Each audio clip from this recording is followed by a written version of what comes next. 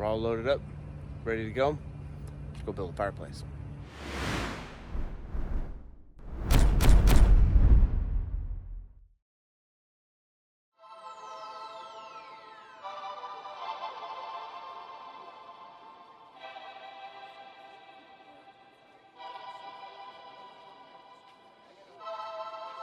Whenever you're retrofitting something or putting something new in an already completed space, that requires a little bit of demo, like taking out the baseboard and just overall prepping the space.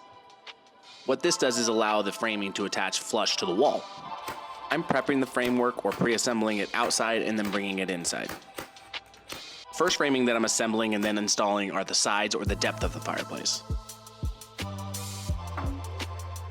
You can see 4 horizontal boards that are attached directly to the drywall. Those are directly attached to the studs that frame the house, thus giving everything a really solid foundation for the entire build. Now I'm going to start framing out where the fireplace is actually going to insert into the framing. This particular section is then going to attach to the 2 frames that are already attached to the wall, or the sides that you saw previously.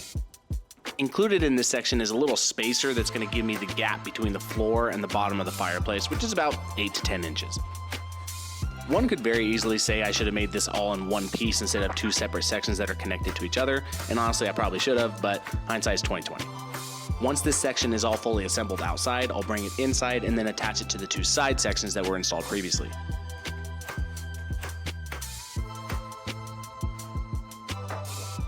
Now we see things starting to take shape and also getting the final dimensions, width, depth, and height.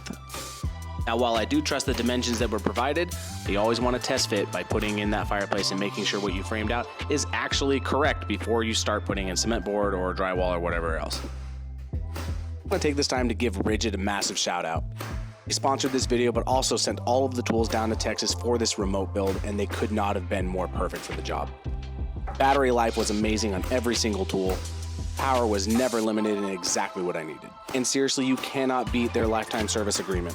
Free parts and replacement for all registered tools. Literally nobody else does that.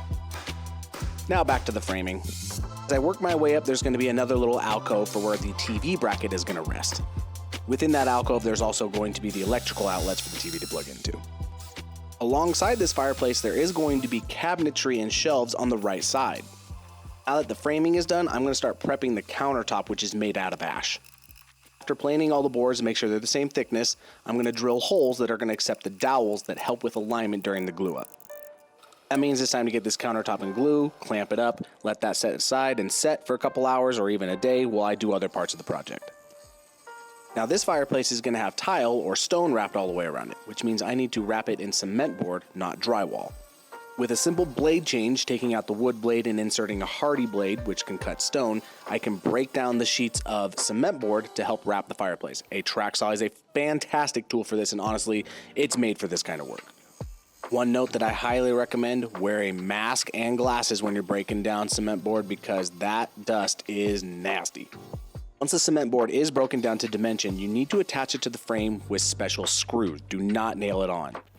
Nails have no gripping power and won't withhold the weight, especially when you're putting stone on there on top of the cement board, that is, so use screws. Cement board isn't something I would call versatile or something that I'm going to use on other projects. So I tried to use some of the cutoffs from other pieces to fill in all of these small little gaps throughout the entire fireplace that were really awkward angles, and I didn't want to cut up a whole new sheet for it. Perfect for the little niche that the TV is going to be housed in, or even the little area that's cut out around the fireplace and also the drawer that you'll see later. Once again, I can't emphasize this enough, use the screws. You have a drill, use the screws. Don't use a nail gun. Now that the fireplace is wrapped, it's really time to move on to all the little details, including creating the mantle. To make the mantle look like one solid piece, I use the miter fold method with some ash plywood.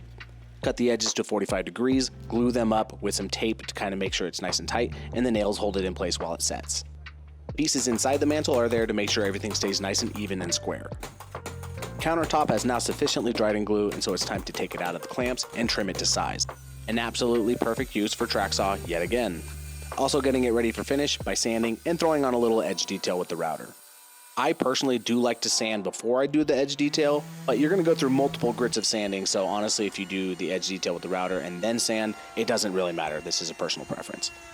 Saw how I made the mantle? Well, I also made 2 floating shelves that are going to go on the right side of the fireplace, so I got to get those sanded and ready for finish as well. The cool feature of this fireplace is going to be a hidden drawer that attaches to the mantle. And inside that drawer, there's going to be an electrical outlet so you can plug things in.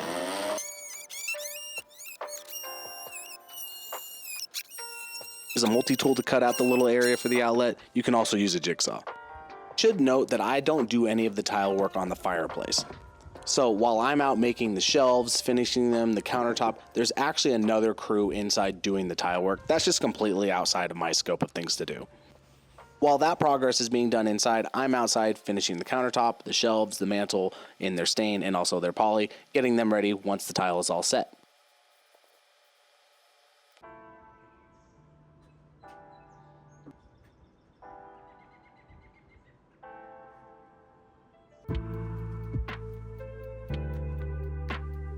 I really hope you notice that every single part of this project, Rigid has a tool for. Talking from the rough framing all the way to the finished work, there's a tool for it provided by Rigid that I can use all of my batteries for, which makes it incredibly convenient. Remember how I said the right side of the fireplace is going to have some cabinetry and floating shelves? Well, it's time to get that stuff installed. I start by throwing in a couple prefab cabinets that then have a wine fridge that sits between them. And just to double check to make sure all my measurements are correct, I'm going to open up that door to make sure it fits, and we're good. Even before that, I actually installed the floating shelf brackets above that, just so I had some space below me. These brackets have holes all across them, so that way you can match it up directly with the stud, so that way they are incredibly strong when they're installed properly. Next is installing the countertop, and this was a little nerve-wracking. I did do some dry fitting before, so I know it fits absolutely perfectly. I talked with the tile installers before this, so they left off a little bit of the tile there so I could specifically install a countertop just like this, and then the tile is going to install on top of the countertop. And it fits just like a glove. Remember that drawer earlier that I was cutting in the outlet for? Well, now it's time to install the drawer slides to accept that drawer. That's why you install the fireplace very last, so you can get in there and make any adjustments that are necessary, or, install drawer slides.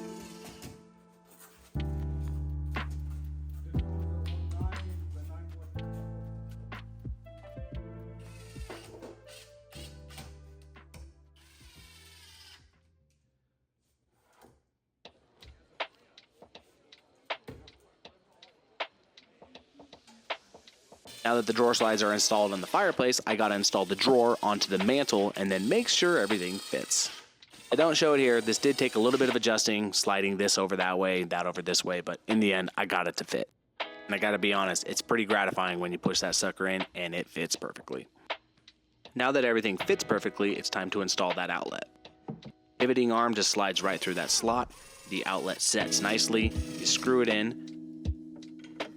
Then you put the capper on. And then as you can see, there's a little arm in the back that allows it to sit flush to the wall, and it's all set.